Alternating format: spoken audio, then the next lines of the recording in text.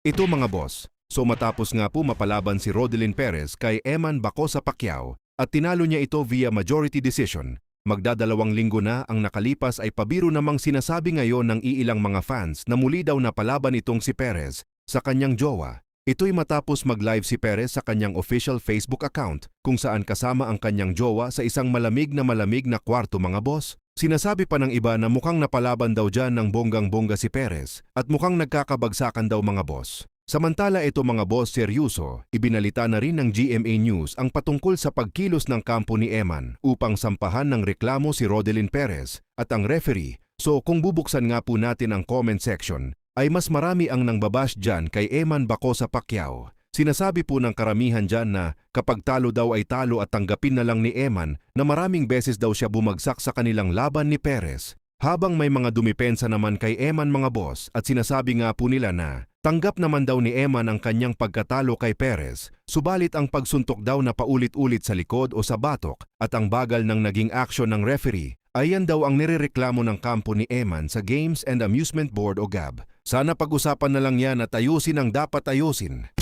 Samantala kakapasok lang sa balitang ito mga boss, ayon sa Ring Magazine opisyal ng inutusan ng WBO si Devin Haney na depensahan ang kanyang welterweight title laban sa number 1 contender na si Keyshawn Davis. So binigyan ang magkabilang kampo ng 20 na araw para ayusin ang salpukan na yan. Kapag lumampas sila sa binigay na deadline, mauuwi na yan sa isang first bid mga boss. Magandang laban neto mga boss, parehong malilinis ang kanilang kartada. Pero may posibilidad na mag-ala Floyd Mayweather itong si Haney dahil may pamatay na suntok itong si Keyshawn Davis. Samantala, former 3-division world champion John Riel Casimero nagpapahiwatig na paparating na siya sa featherweight division mga boss at nag-aabang naman sa kanya ang 4 na champion na sila Angelo Leo, ang may hawak ng IBF, Bruce Carrington, may hawak ng WBC Brandon Figueroa, may hawak ng WBA at Rafael Espinosa, ang may hawak ng WBO. So alin, kaya sa 4 na ito ang posibleng makakaharap ni Casimero. So kapag nailagay sa world ranking si Casimero mga boss,